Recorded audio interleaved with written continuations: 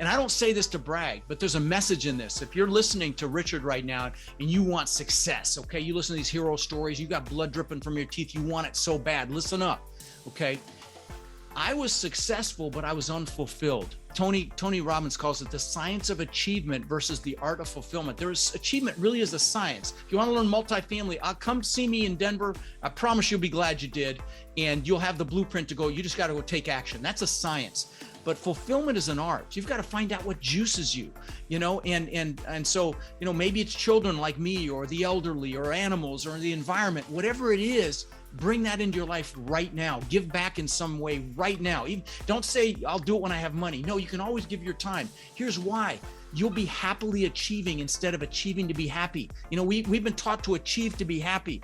But if you give back in some fashion, you're happily achieving. And I know that's a play on words, but it's an important one. And I'm going to tell you, the success will come faster. Trust me on this. You don't do it for that reason, but that's just the way God or the universe, whatever you believe works. Whatever you give back tenfold. Heroes are an inspiring group of people. Every one of them, from the larger-than-life comic book heroes you see on the big silver screen, to everyday heroes that let us live the privileged lives we do. Every hero has a story to tell, from the doctor saving lives at your local hospital, to the war veteran down the street who risked his life for our freedom, to the police officers and the firefighters who risk their safety to ensure ours. Every hero is special and every story worth telling. But there is one class of heroes that I think is often ignored: the entrepreneur, the creator, the producer. The ones who look at the problems in this world and think to themselves, you know what, I can fix that. I can help people. I can make a difference. Then they go out and do exactly that by creating a new product or introducing a new service. Some go on to change the world. Others make a world of difference to their customers. Welcome to The Hero Show. Join us as we pull back the masks on the world's finest heropreneurs and learn the secrets to their powers, their success, and their influence, so you can use those secrets to attract more sales, make more money, and experience more freedom in your business. I'm your host, Richard Matthews, and we are on in 3, 2, 1. Hello, and welcome back to The Hero Show. My name is Richard Matthews. I am live on the line today with Rod Khleif. Rod, are you there?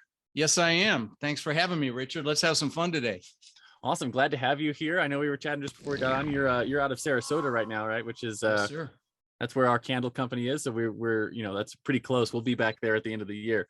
Nice. So maybe we'll get to say hi or something in person. Yeah, no, that'd be great. A rare thing these days. Right. So for my audience who's following along with our travels, we are going up the Rockies right now. We're still in we're in the Great Salt Lake right now, and I've got bug bites all over my neck to prove it. But I guess where I want to start, Rod, is with what you're known for. So you are podcast host of Lifetime Cash Flow Through Real Estate Investing, and you own Multifamily Mastery, and you teach people how to do real estate investing, I would assume. Yep. So what I want to start with is, what is it that you are known for? Who do you serve? What do you do for them? Sure. So, if you don't mind, let me go back just a hair and go way back, because I think if you have a little bit of background on me, it'll add credit. It'll add some credibility and some framework to me answering your question.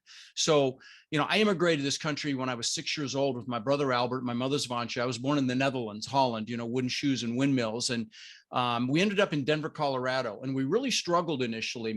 I remember we ate expired food from an expired food store. We drank powdered milk with our cereal in the morning with our, it was, trust me, it sounds better than it is. And I wore clothes from the Goodwill and the Salvation Army all the way through junior high school till I lied about my age at Burger King when I was 14 because I was tall, so I could get some money and buy my own clothes. And I'm sure you've got listeners that had it harder than I did or have it harder now with all this COVID nonsense. But, I knew I wanted more. And luckily, my mom had an incredible work ethic. And so, she babysat kids so we'd have enough money to eat. And with her babysitting money, she was a bit of an entrepreneur. She invested in the stock market successfully, and she also invested in real estate. And her first real estate asset was the house right across the street from us that she bought when I was about 14 for about $30,000. And then when I was 17, she told me she'd made $20,000 in her sleep, that had gone up in value $20,000. I'm like, what?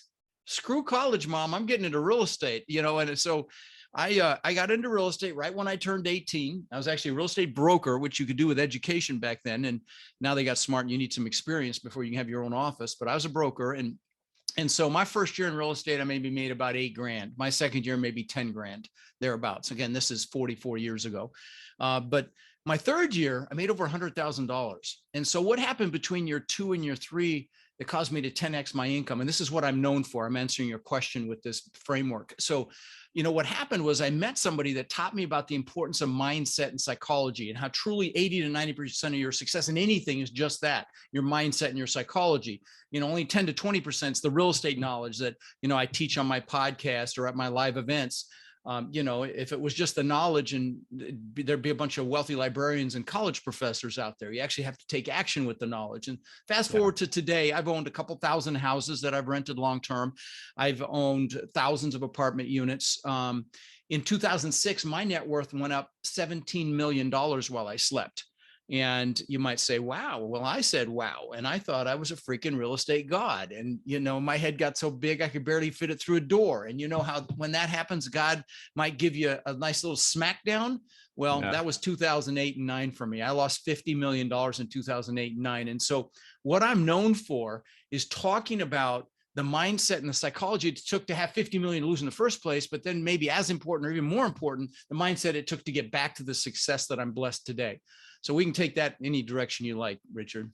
That's an incredible story, and you went right into my second question, which is your origin story, right? Every hero has a good origin story, and yours is fascinating. You came over as an immigrant, and your mom actually got into real estate investing, which I've never heard that story before. I work with a bunch of real estate trainers and coaches in my business, and that's the first time I've heard someone saying their parents were real estate investors instead of something they started themselves. So I'm just kind of curious, when your mom, I want to hear more of that story. Like, sure. No, it's a great story. Yeah, your mom's real estate story, and how that sort of translated into you becoming a real estate investor yourself. No, that's nobody's ever asked me that before. So that's great. In fact, it's kind of funny. I've got a boot camp coming up in Denver. I was telling you about before we recorded, July 29th, 30th, and 31st. And I did one Denver before COVID. I had 800 people there. And my mom, they brought my mom. She's in assisted living. They brought her in a wheelchair. My brothers were there, and I'm behind the curtain bawling like a freaking 2-year-old because, it was my mom's the reason I got into real estate, and I had to pull myself together to go out and it was a pretty emotional moment, a lot of tears and stuff. But anyway, she was just she was just driven, and again, she's a bit of an entrepreneur. Unfortunately, she's really struggling now. She's living with my brother, but she's 90, but she just decided she wanted more, and she had to help support us because we were struggling. And so, she just tried different things. And she, like I say, she invested in the stock market successfully, which I haven't been able to do myself. Me neither. And she bought about 7 or 8 houses. She, like I said, that story inspired me to do it. And so, that's why, again, I was a mush pot behind the stage when my mom was out there, a couple of years ago. So what made you want to take it beyond where she did, right? Where she, 7, 8 houses to $50 million worth of real estate. Well, I always wanted amazing things. Okay. And so, and I teach, if you come to one of my boot camps, one of the first things we do is a goal setting workshop. Really, I call it goal setting on steroids. And I'm happy to describe the process for you if you like, but we spend an hour and a half figuring out what everybody there wants, because how the hell are you going to get anything if you don't know what it is, right? You need to know what it is you want. You need to have clarity. And so I knew I wanted more. Now, back then I wanted stupid stuff like the exotic cars, and I wanted to live on the beach, and all of which I made happen. But I really believe your goals and desires change as you get older and you evolve. I mean, the things that interested me back then don't really interest me too much anymore. You have to create what Napoleon Hill in his book, Think and Grow Rich, calls a burning desire. It's the only way you're going to take action, to push through limiting beliefs or fear, or to get uncomfortable. A lot of people are in the comfort zone, and it's a nice warm place, but we both know nothing freaking grows there, right? And, my mom, proud Dutch woman that she is, thought it'd be a great idea. When I first immigrated, I was 6 years old, didn't speak English. I found out what bullies were for the first time. And so I got my butt kicked regularly. I didn't know how to fight back yet. And then, like I say, my mom, being the proud Dutch woman that she is, sent me to school in wooden shoes and those leather shorts the Germans wear for Oktoberfest, the lederhosen. So I got my butt kicked again. And then, they chased me home from school, and she chased them off with a fly swatter. Next day, I got my butt kicked again. And I created this limiting belief that I wasn't good enough. And a lot of people have these limiting belief systems, like I'm not good enough. I'm not, smart enough. I'm not old enough. I'm not young enough, whatever. And there's a reason the acronym for belief systems is BS, because 99.9% of them are BS. But so you've got to have that burning desire to push through that stuff. And that's what I did. I created a burning desire over the material things that I wanted. And like I said, now my goals now have shifted, but that's what drove me. It's really fascinating. There's a couple of things I wanted to just sort of pull out of that. One was the idea of having to have a goal or burning desire. And I know that, like, for myself, we chatted a little bit before about, like, one of my next life goals is to go from the RV traveling to yacht traveling. And I know like right now, everything that my wife and I and our 4 kids are doing are all things that we put down and like wrote down and put pictures together and a whole vision board together 10 years ago. Nice. And we've achieved every single goal we put out for ourselves, and realized along the way that, to your point, a lot of our goals and stuff changed and shifted over the last decade, and our goal for the next decades have all changed and everything. And a lot less has to do with revenue. A lot more has to do with experiences.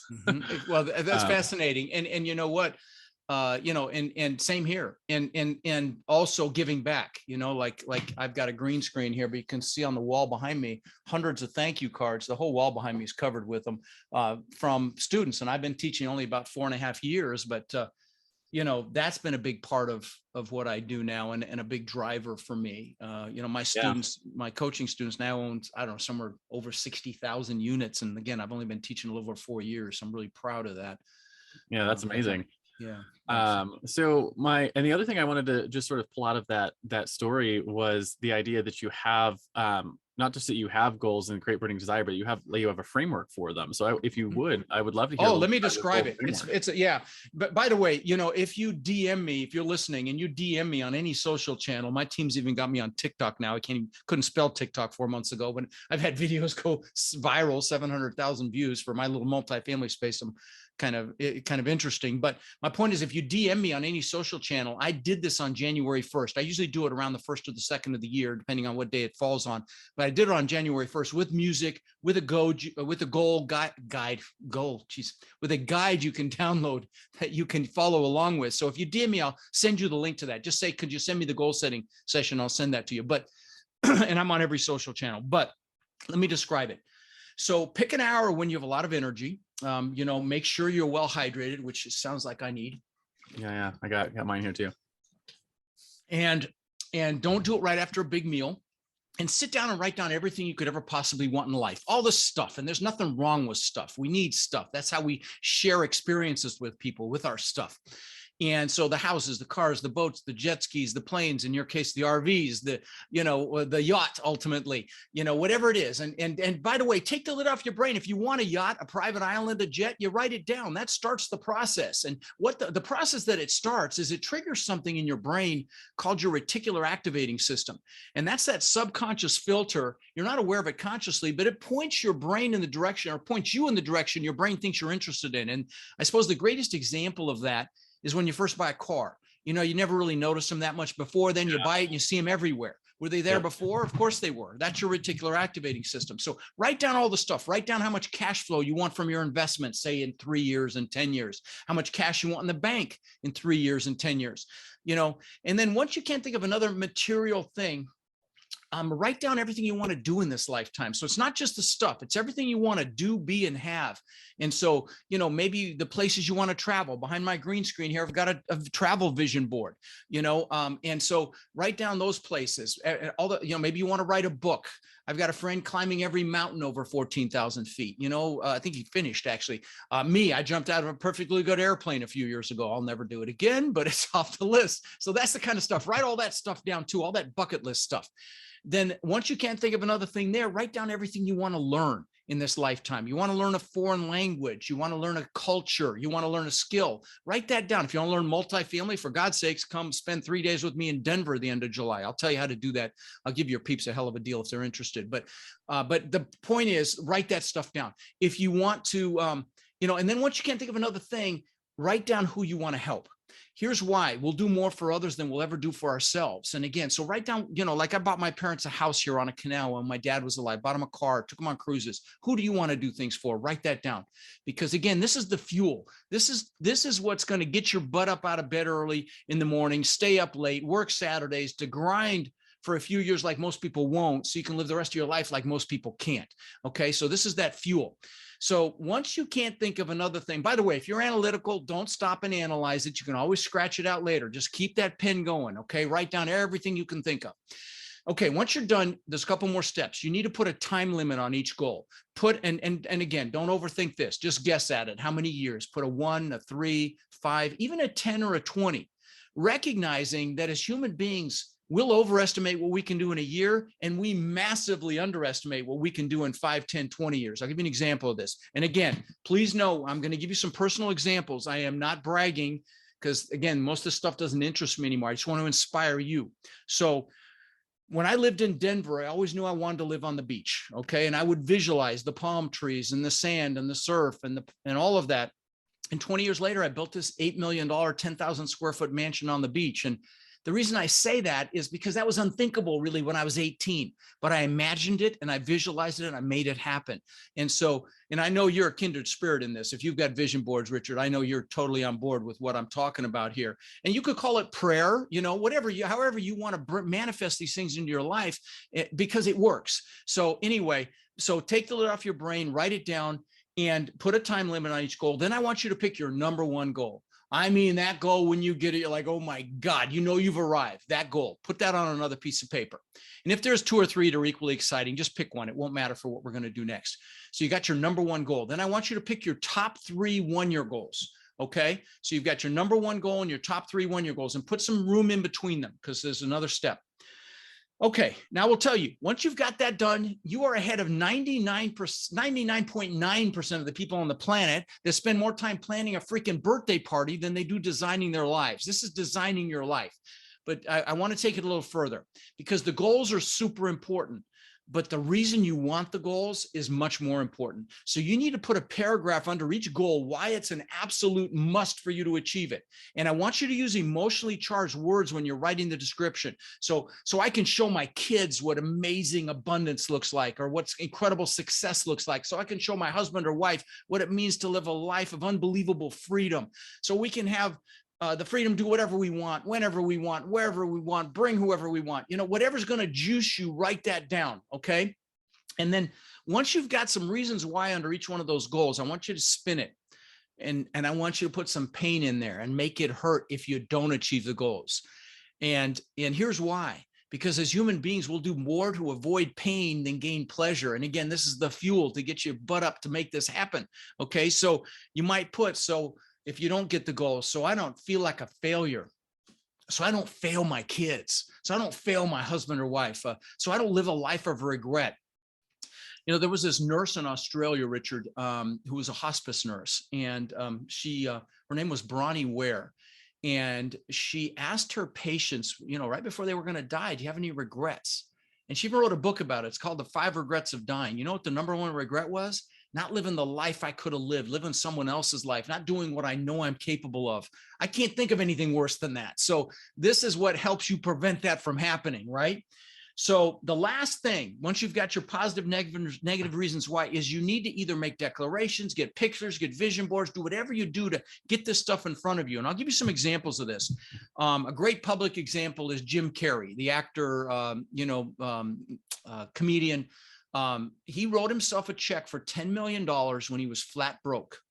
And he used to go up by the Hollywood sign, he'd visualize cashing it. And that's how much money he made for Dumb and Dumber. Another more recent example, Demi Lovato, the singer, when she was unknown about 12 years ago, posted in social media, one day I'm going to sing the national anthem at the Super Bowl. Not this last one. Go watch the one before that. See who sang the national anthem. I'll give you some personal examples for me. When I was 18, I got my real estate broker's license, and I figured I had to have a 4-door car to show people houses, right? Well, I got this bone ugly piece of crap Ford Granada, bench seat in the front, just a real piece of junk. Well, the guy that I worked for, that in fact I was dating his daughter, that taught me about mindset and psychology, the first one, you know, he had a couple of Corvettes and he let me drive one because I was dating his daughter. And I'm like, oh my God, this is amazing. So I got a picture of a Corvette out of a magazine. This is way before the internet. And I put that on the visor of my Granada. So every time I sat in that thing, it was right there in front of my face. Within a year or two, I had a Corvette. This is back when the TV show Magnum PI was out. I don't know if you remember that, Richard. It's been a while. This actor was Tom Selleck. He was a detective in Hawaii, and he drove this Ferrari 308. And that's the first time I'd seen an exotic car. And I'm like, oh my God. So I got a picture of that actual car, put on the visor of my Corvette. Within a year or two, I had a Maserati, looked just like it. Last example.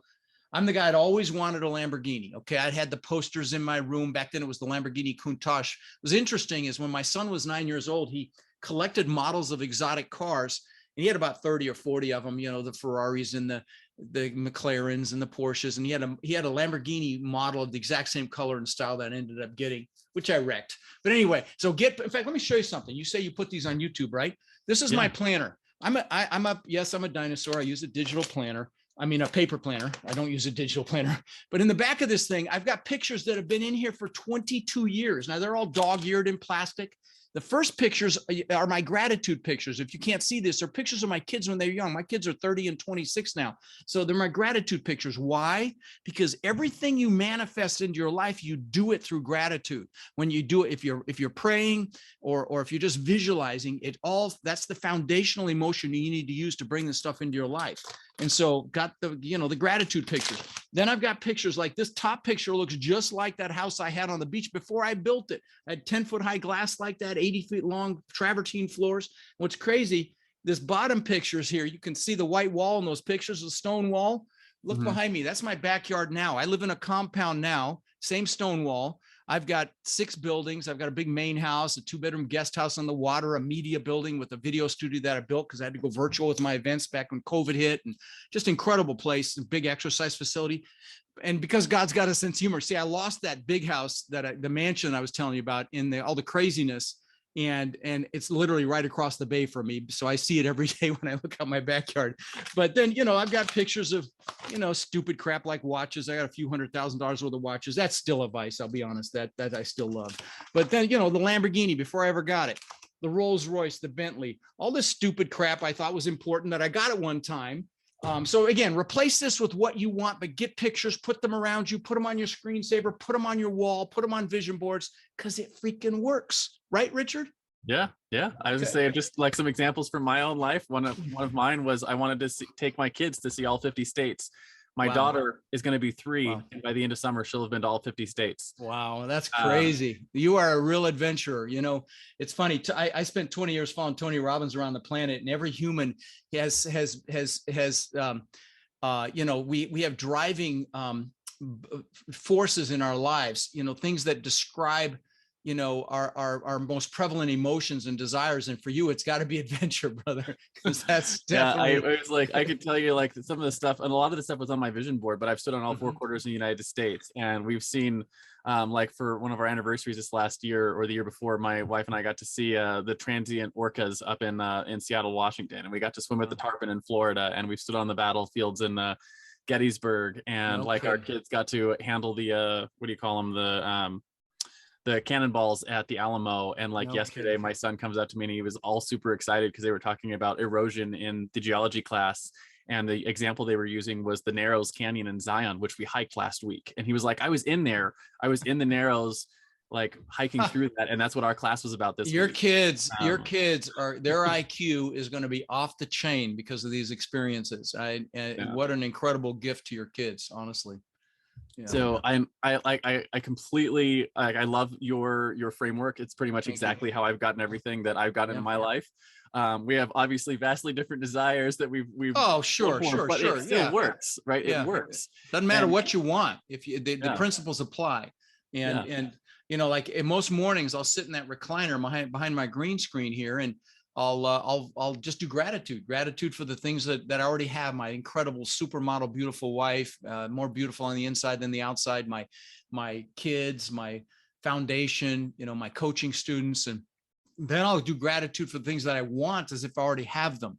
And I know that sounds goofy to some of you analytical ones, but trust me, this is how I had 50 million to lose and how I got it back. Okay. So this stuff works. don't go like, oh, he's in woo woo land. He might be, but it works. So, but just a gratitude. Sometimes I'll get emotional being grateful for things I don't even have yet. Okay. So that's how far I take it, because it freaking works anyway. Yeah.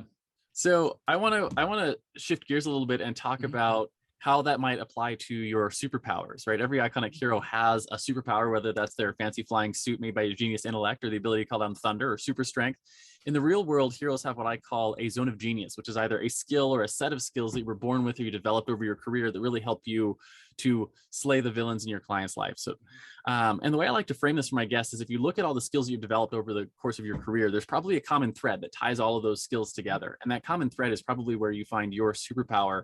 So over the course of building and losing and building again a $50 million real estate business, what do you think your superpower is? I have a couple. Okay. And I will tell you, I have built 27 businesses in my lifetime. I got the entrepreneur bug from my mom. And by the way, I don't call them failures. That was a $50 million seminar. Okay. I call them seminars. Okay. It's expensive. And so I've built 27 businesses, several worth tens of millions of dollars. Most were spectacular flaming seminars. Okay. But I have discipline. Okay. So that's one, but really the superpower is determination. It really is determination. That's one of them. The second one, which might even be more powerful, is my ability to communicate. I didn't go to college, but I've got a library that rivals anybody I've ever seen, private library, that is, thousands and thousands of books, and I've read a lot of them. And so I'm extremely well read. And I believe, obviously, I'm sure as you do, that reading greatly enhances not just certainly your vocabulary and your IQ and everything else. And so my love of reading contributed to my communication superpower. I'm pretty darn good at communicating. So communication and just dogged determination. I love both of those. And I just a couple of examples from my life that I think are poignant. The first one on communication, one of the things that I regularly tell my oldest son, who's getting to the point where communication is an important part of schooling, is I tell him almost every day when he's going through his schoolwork, because he hates English. And he's just like learning the basics of English at this point in his school career. And he's like, why do I have to do this stuff? And I keep telling him, I was like, communication is the ultimate superpower. It's like, if you can master communication, you can do anything you want in life. Well, I hate English too, by the way, the whole verb, no pronoun. Yeah. I don't even know I know what a verb is, but I don't, most of those descriptions, I don't even know. But if you can just get him to learn to love to read, I got sucked in with the Hardy Boys books, and now they've got Goosebumps and all sorts of stuff. He's read all the Hardy Boys, and he's an auditory learner. He's golden. Okay. So we get him audiobooks. His Christmas gift for the last 3 years has been an Audible subscription, and he gets super excited about his credits to come out every month. And the thing that cracks me up about that is, like, we every year ask him, it was like, what do you want for Christmas? And he's like, I want you to renew my Audible subscription. Wow, so, that's awesome. Wow, that's awesome. Has he done the Harry Potter series? He listened to the Harry Potter series so many times out loud that I had to ban it from our house. Because they do a great job, they do such a good they've job. Got the characters and everything. My son's, not autistic, dyslexic, and so we would listen, and I would use my finger on the book, which really helps, so he can see it and hear it at the same time. That was really powerful in helping him. But anyway, I digress. But that's really cool. Yeah. It was that first one is just, communication is such an important skill, and everything from written communication to verbal communication, anything that you can do to enhance your communication skills. And I think just like you, reading is probably one of the best ones ever, because we're a story-born people. And if you can learn to tell stories, that's it. Golden. The most successful people on the planet are the ones that are able to tell stories. The leaders that are able to motivate, empower, validate, and juice others are the ones that can tell stories. Yeah. Yeah, absolutely. And that's why I think podcasting is such a good platform like this, because it's really just getting on and exchanging stories with each other and practicing that muscle. So yeah, it's really funny. I interviewed a guy yesterday. I helped him launch his book that got me podcasting. In fact, he called me like 8 years ago. He says, Rod, I'm going to start a podcast. You want to do it with me? I'm like, what? Talking to a phone for an hour? And they didn't have the visual component then. And, now I've got the largest commercial real estate podcast in the world. We're about to hit 13 million downloads. It's like, we laughed about it yesterday. It's just crazy. Well, here you go. Yeah. You want to make God laugh, tell him your plans, right? Yeah. And the other side of that you mentioned was determination. And determination, I think, is such a huge thing. And it's something that I learned a long time ago from one of my mentors. He said to me, he said, there's no competition for real men anymore. And what he was talking about is he was talking about determination. Because we got into several discussions about it later, but what he was talking about, he's like, most people do not have the wherewithal to do the work until it's done. Right. And you mentioned this earlier, that we vastly overestimate what we can accomplish in a year and vastly underestimate what we can do in 10. I say that all the time. And one of the things that I think is super powerful about that is, if it's worth doing, it's worth putting 10 years of your life into.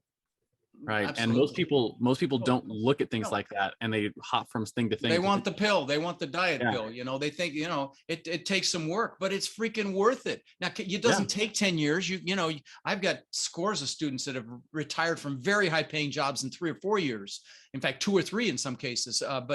But you know, they worked hard with families, with kids, with everything else. So listen, if you want more out of life, there's nothing you can't do, be, or have. You've got to be clear on what it is you want. Then you've got to make a decision, you know, and the Latin root for the word decision means to cut off. If you're going to attack the island, you burn your ships, you're taking their damn ships home. Okay. So that's a decision. It's done. Okay. And then, you know, beyond that, it's you know, coming up with a plan, and then it's massive action. That's it. And you know, and if you hit a wall, you stay focused on that goal and you change your approach. You hit a wall again, you stay focused on that goal and you change your approach, and rinse and repeat until you hit it. And that's how it works. That's it. That's it. You innovate, you pivot. I've had, you know, like when COVID hit, I had 800 people scheduled for Orlando, and I'm like, holy crap, what are we going to do? And so I immediately built a video studio here on my compound. If you go to multifamilyvirtualbootcamp.com, you'll see me on my phone recording the video. It's still on there. I need to change it. I've got professional capabilities now, but you know, by the way, but if you're interested in multifamily, let me plug my boot camp real quick, because I'll give you your peeps a heck of a deal. It's going to be 3 days. It's the 29th, 30th, and 31st. If you text Rod in Orlando, that was last one, Rod in Denver to 72345, or Rod in Denver to 72345, or go to rodindenver.com. There's the website there. And again, I've had they always sell out. There should be about 1,000 people at this one, but it's 3 full days of training. And if the price has gone up, the price will ultimately probably go to about $700. It's $197 now. If the price goes up, just DM me and say, you know, you were on Richard's show, and I'll get you that $197 price. So it's $197 for 3 days, and it's not a sales pitch. Okay, there's no big sales pitch. It's training. It's drinking through a fire hose. I will say that every aspect of this multifamily real estate business. And you know, and I spend time on mindset as well, because I want you to take action with what you learn. And that's why my students are so successful. So it's a lot of fun, and we have a lot of fun. And if you go to that website and go to the bottom, you'll see hundreds of unsolicited testimonials. In fact, if you come and you don't love it, I don't mean like it, I mean love it. If you don't love it, I'll give you your money back. No problem. So just out of curiosity, what are your requirements for people to come and actually like get started? Is they need to be in like a high paying position so they can afford to work in real estate? No, not at all. No, not at all. You know, you hear the whole no money down stuff in real estate. Well, there truly are several ways that you can buy multifamily real estate with none of your own money. And we teach them. And I have students that have bought thousands and thousands of units with none of their own money in them. Okay. And they're you know, because I'll be honest, one of the biggest reasons there's so much money looking for a home right now, and multifamily is such a secure, safe, you know, lucrative investment, that, you know, money is pouring into it. So, you know, if you find a good deal, finding the money is the easiest part. You're right. Yeah. So, I mean, I bought tens of millions of dollars worth of property in my 20s. 50-50 with partners. They put up the money. I did all the work. I found the deals. I fixed them. I managed them. I sold them. Everybody was happy. And so, you know, I did it in my 20s just because I didn't know any better. So, you know, there are definitely ways to do this business. So there's no requirements. You just have to want more. That's the requirement. You have to want more out of life and be ready to take action to achieve it. That's the requirement. Okay. I'll help you get clarity on what it is you want. I'll help you get clarity on why you want it. And then I'll give you the map. I'll give you the blueprint. You just have to do it. There's no secret sauce here. You just have to take massive action. And it's like that with any business, you know, if you dabble, you're going to get your butt kicked. If you apply yourself and you learn and you take action, success is ultimately inevitable. Yeah, you'll win. Yeah. So I want to talk about the flip side then of your superpower, right? So the superpower is one side. The flip side of that coin is generally your fatal flaw. Right. So just like every Superman has their kryptonite, or Wonder Woman can't remove her bracelets of victory without going mad. You probably had a flaw that's held you back in your business. Oh, for sure. Something you struggled with. Sure. So for me, it was a couple of things. I struggled with perfectionism for a long time. I also I struggled with lack of self-care, which I let my clients walk all over me. I didn't have good boundaries with my time. I didn't have good boundaries with my health, those kind of things. And it wasn't until I started fixing those things that I really started growing my business. So I'm just curious, what were some of your fatal flaws? And I think more importantly than what they were is how have you worked to overcome them? Sure.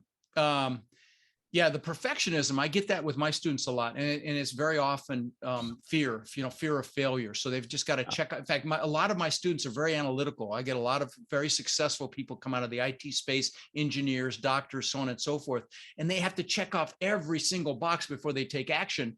And so sometimes they don't take action. I feel like I fail anybody that doesn't, sign up for our help because, I really believe that. And so, and that's a thing we really push past. But anyway, my own. So a big one is impatience. It's one I struggle with a lot, and I've lost, I've lost a couple of key people in my organization because I move so fast that I don't sometimes stop and say, "Hey, how you doing, Tom? How's your day? How's your kids? How's everything?" I'm just like, "Where are we at with this, and this?" And so, now that it's a double-edged sword. I get more done in a day than most people get done in a week, but that impatience is a big one. Achilles heel. My wife will tell you that I give too much, honestly, that it's similar to your second one. It's the boundaries thing, and that people, will take advantage sometimes. And I've gotten better at that. I will say that I have a hard time saying no. And, I go on podcasts sometimes that are brand new and, time is all we have. And my wife's like, why? You don't have to. And I'm like, let me give these people a hand, and so it's those two things that are probably the biggest thing, my impatience and I teach this, the value of saying no, and I don't eat my own cooking sometimes as it relates to that one, but it's an evolution. There's no destination with any of this, for yourself included. We get better, but I'm sure that perfectionism pops up for you from time to time, and people push those boundary limits with you from time to time still. And I promise you that, I have to kiss my wife's rear end on numerous occasions because my impatience has gotten in the way, and then I end up on a podcast or on a Facebook Live, and there's 8 people there, anyway, but listen, it's all good. It's all good. So yeah, I definitely am with you there. I've spent a long time working on particularly the boundaries, self-care stuff, and like realizing how to say no. Because when I started off my business 10 years ago, I said yes to everything, and you realize that is not a great way to run a business. No. And learning how to say no also focuses you and helps you grow revenue, does a whole bunch of things. So it's a powerful skill to learn.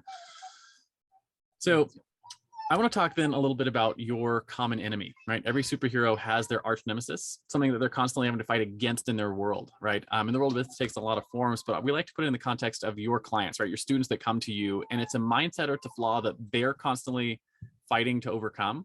That you, if you could just have your magic wand and bop them on the head, and as soon as they went to one of your workshops or went through one of your trainings, that they could actually get the result that they came to you for. What is that common enemy that you're fighting against? It's the antithesis of your perfectionism. It's the antithesis of that needing to have every box checked off before you move forward on something. It's the antithesis of that. It's just taking massive freaking action. If I could bop them on the head, it's my students that just go out and do it. They don't worry about, see, here's the thing. You can drive all the way across the United States at night with your headlights seeing 50 feet in front of you, and you can make it. You might have an obstacle, but other people have made it. Other people have made it. It's the same way with my business. And when you realize that, you don't have to see the whole path. Like Dr. Martin Luther King said, you take that first step in faith, the next step will be revealed. Lao Tzu, thousands of years ago, said the journey of 1,000 miles begins with one step. And so the point is, but you've got to take that first step. And I will tell you, in my business, it's the law of the first deal as well. That comes into play as well. Sometimes my students are at 6 months, 8 months, they haven't got a deal yet. They're moaning. And then they get a deal. Next thing they know, they have 6. I'm like, what just happened? And that first one, it's the scariest, it's the most stressful, it takes the longest. And then, like I said, after that, it's like the rails come off. But the antithesis would be just to hit them all on the head, to take massive action. That's it, because action mitigates everything. It mitigates fear.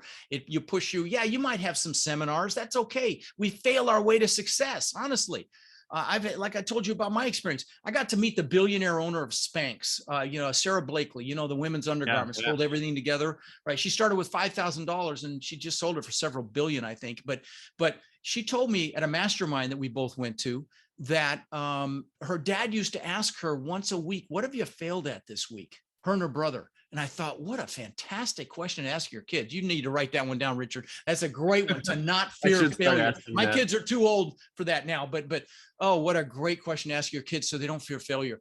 But anyway, that's the one, is just to take massive action, because that action mitigates just about everything. Seriously. Yeah. And I love that question too. What have you failed at this week? I actually just had an issue with my staff this last week where I had failed. And I apologize to them for all of that. And one of the things I say to my staff meetings every single week to my staff is the failure is a stepping stone to success. And so when I apologized for failing and everything, my staff all came back to me and they were like, hey, you've been telling us this whole time failure is a stepping stone to success. And I was like, I'll get my words thrown back at me. But yeah. Don't you love it when that happens? Yeah, my wife and my kids throw that stuff back on me all the time. It's hilarious. I'll tell you a funny story about that. I believe in affirmations and I am statements. So I've got I am statements. Like here on my wall, I've got I am success. I am best in the world at what I do. I'm a business genius. These are not braggadocious. They're what I'm aspiring to be, right? And there's anything you put the words I am in front of as an identity statement. There's no greater force in the human psyche than the need to remain consistent with how we identify ourselves. And so I yell those things out when I'm exercising. I used to do it when I was running, and that my kids help me at my live events. And that's the question they get most often. Does he really do that stuff? Does he really? And they're like, oh yeah, he does that. Yeah, that's funny. Oh, that's awesome. So the flip side then of your common enemy, if your common enemy is what you fight against and you fight against inaction, your driving force is the flip side of that, right? So just like Spider-Man fights to save New York, or Batman fights to save Gotham, or Google fights to index and categorize all the world's information, what is it that you fight for with your business, your mission, so to speak? Sorry, I thought you made a political statement there to kind of derail my head for a minute. That's awesome. Okay, I'm sorry. Could you repeat the last part of your question, because that totally derailed my brain. Your mission for your business. What is your goal? The thing that you fight for? Listen, I love what I do, and I'm changing lives, and I get, when this is not ego, please know what I'm going to say next is not ego, but I get love probably 5 to sometimes 15 times a day. Okay. I get a DM, I get an email, I get gifts like these cards, I get lavish gifts sometimes in the mail, incredibly thoughtful gifts. And it's my greatest gift. And I'm sure you get that love and feedback as well for your podcast. And it becomes addictive, honestly. And, again, we talked about goals evolving over time, and my goals now are really to make an impact and to change lives. And, I'll tell you a little epiphany moment I had. I told you about that house on the beach, and, I worked for that thing for 20 years. Let me describe it. So there was a big waterfall from the second floor balcony into the pool. You had to walk through the waterfall to get in the pool. Pools in magazines, big spiral staircase up through the middle of the house, wine cellar, elevator. On the second floor, I had an aquarium that went around the spiral staircase. It cost me almost 200 grand. So this gives you an idea of the house. I would love that. 2 months after I moved in, so I worked for it for 20 years. 2 months after I moved in, I'm floating in the pool at night, and I'm looking up at this testament to my ego, which is really what it was. It was to prove the world I was good enough. And I got depressed. And I don't mean just a little bummed. I mean, I was really bummed. I'm like, what the hell? How could I be depressed? I've achieved success times 10,000. I had the Maserati and the couple Mercedes and the boats, jet skis, beautiful family in the house, and this incredible mansion. And when I look back on it, there were several things happening, Richard. Number one is, it's never about the goals. Okay. Like they say, the happiest days of a boat owner's life, which you'll learn when you buy your yacht, are the day you buy it and the day you sell it. Okay. It's never about the goals, but you need them. You need them to create that burning desire, but it's really about who you become on your path to your goals. And the happiness comes from progress and growth. And I didn't know what I was going to do next. Like the good book says, without a vision, the people perish. I didn't have a vision for the future. So I had no clue what I was going to do next. So that was one piece. But the second bigger piece was I'd been totally focused on Rod, show the world I matter, show them I'm good enough. And blah, blah, blah. And so that was the year I went out and bought some books, and one of them happened to be a Tony Robbins book. I got Dale Carnegie and Zig Ziglar back then, and, I was going to get myself back. Right. So I liked Tony's book, and I went and saw him live, and I saw that he fed families for the holidays. And by the way, if you ever have an opportunity to see Tony, just do it. Trust me on that. I've followed him for 20 years. His technology is incredible. But I saw that he fed families for the holidays, and he's done millions of families. But I went back home, and I'm like, do something for someone else. What a concept. And I'm embarrassed to say I had to be 40 to get that memo. But I called my brother because I was going to visit him in Denver for Thanksgiving. I said, let's feed 5 families. So he went to his church and found 5 families that really needed help. We went and bought food. We bought toys for the kids, frozen turkeys, and just had a lot of fun buying this stuff. The 3rd family changed my life, Richard. We go up to this row house, and it wasn't even a 1-bedroom. It was a crappy 1-bedroom because you had to walk through the bedroom to get to the kitchen, which had the bathroom off of it. And there was a woman in there with 5 kids. She comes out and she sees this stuff on the porch and the food and the toys, and she starts crying. Her kids come out. 2 of the older ones start crying. I start crying, and I'm hooked. And I'm blessed to say in the last 22 years, we've fed over 110,000 children here in Sarasota and Bradenton, Florida for the holidays. Now, we do Christmas sometimes. We do Thanksgiving sometimes. We've done tens of thousands of backpacks filled with school supplies to local children that don't have the basic supplies they need for school. Tens of thousands of. We've done tens of thousands of teddy bears, local police departments for officers to keep in their vehicles. If they encounter a child that's been traumatized, they can comfort the child. And I don't say this to brag, but there's a message in this. If you're listening to Richard right now and you want success, okay, you listen to these hero stories, you got blood dripping from your teeth, you want it so bad, listen up, okay? I was successful, but I was unfulfilled. Tony Robbins calls it the science of achievement versus the art of fulfillment. Achievement really is a science. If you want to learn multifamily, come see me in Denver. I promise you'll be glad you did. And you'll have the blueprint to go. You just got to go take action. That's a science. But fulfillment is an art. You've got to find out what juices you, and so, maybe it's children like me or the elderly or animals or the environment, whatever it is. Bring that into your life right now. Give back in some way right now. Don't say, I'll do it when I have money. No, you can always give your time. Here's why.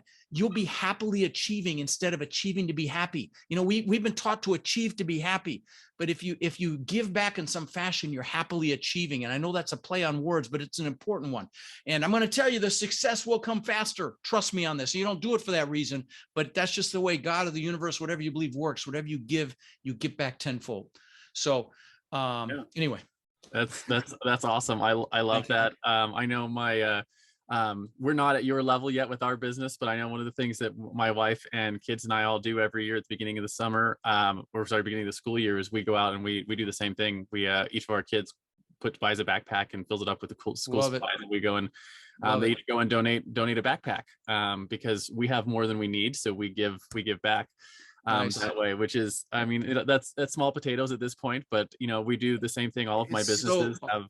So awesome you're showing your kids that, buddy. And like I said, we do that right across the street from your candle place. Okay. It's right there on Fruitville in the Boys and Girls Club, the Lee Weatherington Boys and Girls Club, because we need a big gymnasium. We have hundreds of volunteers. We fill, last time I think we did 1,500 backpacks the last time we did it. And, and it's a beautiful thing. Yeah. My supplement company that we ran for a number of years, we did a whole thing where, we work with Vitamin Angels, and Vitamin Angels, which if anyone's listening to this, they're a fantastic organization, but they, the leading cause of death in children around the world is lack of vitamin A, because vitamin A keeps the immune system. So kids die from things that like you wouldn't normally die from. So things like common colds and diarrhea and stuff like that will kill you if you don't have vitamin A. So it's the leading cause of death in children under 10 in the whole world. And the amount of money it takes to get enough vitamin A for a child is about 50 cents a year. So we donated with our supplement company. Every time someone bought a bottle of our supplements, we donated the 50 cents. So it was like a buy a bottle, save a life kind of program. Very cool. We always try to find ways to make giving back a part of what we do, because that's what life is about. That's what life is about. I mean, contribution is a basic human need. If you look at everything in the universe, if it doesn't contribute, it gets eliminated. Okay. Everything, and that's a basic human need, the need to contribute. Unfortunately, in some cases, it's an underutilized need, but it really is a need. In a relationship, you need to contribute to your partner, but you need to allow them to contribute to you as well. You have to give and receive. That's right. Yeah. That's the hard part too, is learning how to do right. both sides. Sometimes you have a tough time receiving, but you have to allow, like my wife, I have to let her give me feedback on stuff. And sometimes I'm like, oh God, I want to bite my hand, because I'm like, no, I don't want to do that. But you've got to allow that contribution. Yeah, absolutely. And it's like, I get questions all the time about this podcast. They're like, what's your monetization strategy for this podcast? I'm like, I don't have one, because it's not the point of this podcast. The point of this podcast is a narrative shift, right, around entrepreneurship. And it's for me, it's a personal like give back that I want to have. So this podcast costs me money every year. It does not make me money. And that is perfectly fine with me. Good for you. I will tell you, it's funny. If you listen to early episodes, I started my podcast with the same thought process. Early episodes, I say, I'll never sell you anything. I just want to add value, which was the truth. And I took hundreds of calls from listeners, 30-minute calls, book a call with me. I took hundreds of them. And then I hit 1 million downloads. Like, okay, knucklehead, you probably got to do something with this. So I wrote a book. I gave away 20,000 copies of the book. And then finally, I had so many people say, hey, please create something so we can learn this. And then I did a course, and now look at me now, thousands of people in front of my boot camps, thousands of students. An audience first. Yeah. Right. That's but I never intended to. Let me just say that. I didn't start. I had really great intent. Well, I still have great intentions, but I never planned to monetize it. But it became like, silly not to at some point. Absolutely. And now a quick word from our show's sponsor. Hey there, fellow podcaster. Having a weekly audio and video show on all the major online networks that builds your brand, creates fame, and drives sales for your business doesn't have to be hard. I know it feels that way because you've tried managing your show internally and realize how resource intensive it can be. You felt the pain of pouring 8 to 10 hours of work into just getting 1 hour of content published and promoted all over the place. You see the drain on your resources, but you do it anyways because you know how powerful it is. Heck, you've probably even tried some of those automated solutions and ended up with stuff that makes your brand look cheesy and cheap. That's not helping grow your business. Don't give up though. The struggle ends now. Introducing Push Button Podcasts, a done-for-you service that will help you get your show out every single week without you lifting a finger after you've pushed that stop record button. We handle everything else: uploading, editing, transcribing, writing, research, graphics, publication, and promotion, all done by real humans who know, understand, and care about your brand almost as much as you do. Empowered by our own proprietary technology, our team will let you get back to doing what you love while we handle the rest. Check us out at pushbuttonpodcast.com/hero for 10% off the lifetime of your service with us, and see the power of having an audio and video podcast growing and driving micro celebrity status and business in your niche without you having to lift more than a finger to push that stop record button. Again, that's pushbuttonpodcast.com/hero. See you there. And now, back to the Hero Show. So I want to shift gears. Normally I ask a question about something practical, but we already went over your goal framework. So I'm going to ask you about your own personal heroes, right? Every hero has their mentors, just like Frodo had Gandalf, or Luke had Obi-Wan Kenobi, or Robert Kiyosaki had his rich dad, or even Spider-Man had his Uncle Ben. I want to know, who were some of your mentors? Were they speakers, authors, peers who were a couple years ahead of you? And how important were they to what you have accomplished so far? Sure. Well, obviously my mom was a big influence, at least initially. And then her fears, like, oh my gosh, you're going to buy another property. Aren't you afraid if what happens, something goes wrong? So at that point I had to shut down that influence because it became negative. But I'd say Tony Robbins was a big one for me. But also I would say lately it's been Elon Musk. Man, what a freaking rock star that guy is. $3 billion startups. I mean, I don't know when this will air, but he just bought Twitter. He just bought Twitter, $43 billion. Because he's a proponent for free speech. I mean, I love that guy. And I pray to God nothing happens to him and he keeps going, because he's a rock star in my view. Yeah, absolutely. And I was literally like just this morning reading that the offer got accepted. He's buying Twitter for $44 billion. And I was super excited that his goal is, he's like, I'm a free speech absolutist. And everyone's freaking out. They're like, we don't want it to be free speech. I'm like, That's where we And, need to and, go. and he said, I read this morning, he said, there's been a lot of haters. They're asking him about it. He said, great, stay on Twitter and hate, do what that's what this is about. It's about saying what you want to say. We got to be careful not to go down the political rabbit hole here, but I love that guy. So as far as heroes, he's right there at the top for me. Yeah, absolutely. I've been, I actually had a friend of mine who I worked with in my supplement company I was just mentioning, that he was, we were just talking it was like 3 years ago. And he was like, yeah, I met Elon Musk on accident. I didn't know who it was him.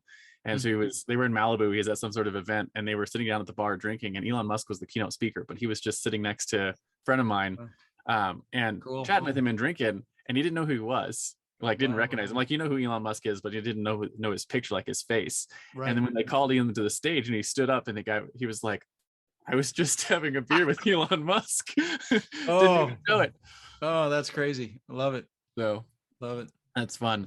So last question I have for you here is about your guiding principles, right? One of the things that makes heroes heroic is that they live by a code. For instance, Batman never kills his enemies. He only ever sends them to Arkham Asylum. So as we wrap up our interview, I want to talk about the top 1, maybe 2 principles that you regularly use in your life. Maybe something you wish you knew when you first started out on your journey, several years ago.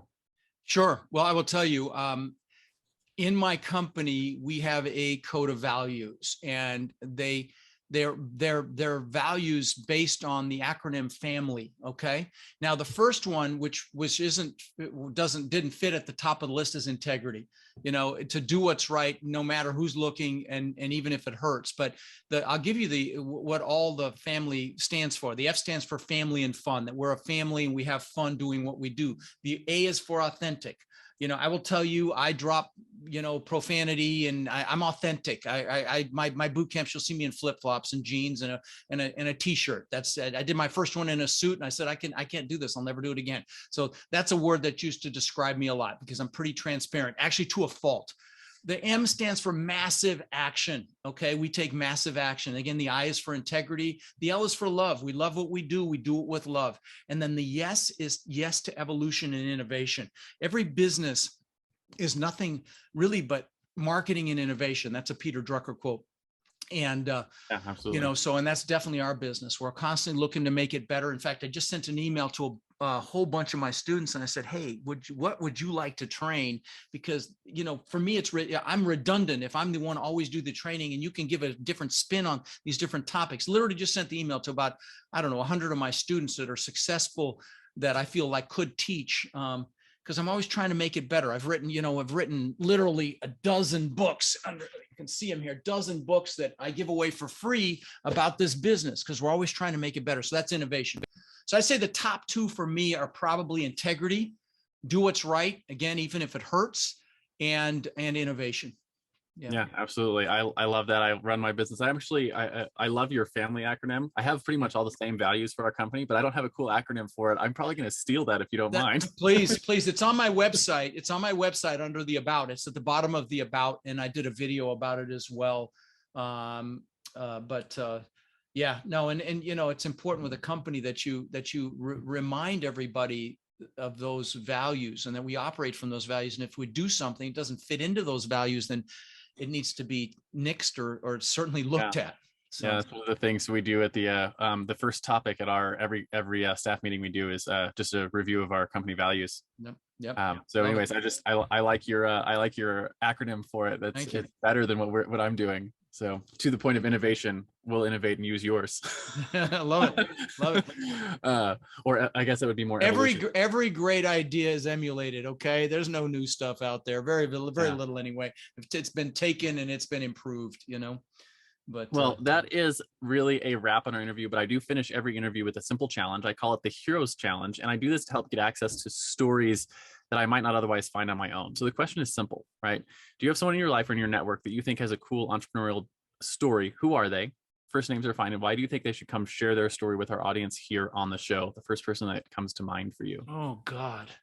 It's several of my female students who've just, they came to me shy and scared, and Chat is one of them. Julie is another. Mandy is another, that have just killed it in the business. And that, I don't know why that popped into my head first, but I consider them superheroes because, you know, my mom was effectively a single mom and she raised multiple kids, and that's the case with all of the examples I just gave you. Actually, no, Julie's not, but she's a rock star. But I have a big affinity for single moms that go out there and make it happen anyway. And so it would be one of them for sure. Absolutely. Well, we'll reach out later and see if we can get an introduction, maybe bring All one right. of them on the show and hear their Fair enough. story. That'd be cool. You got it. Yeah. So in comic books, there's always the crowd of people at the end who are cheering and clapping for the acts of heroism. So analogous to that, as we close, is where can people find you if they want your help? Where can they light up the bat, so to speak? Yeah. And say, Rod?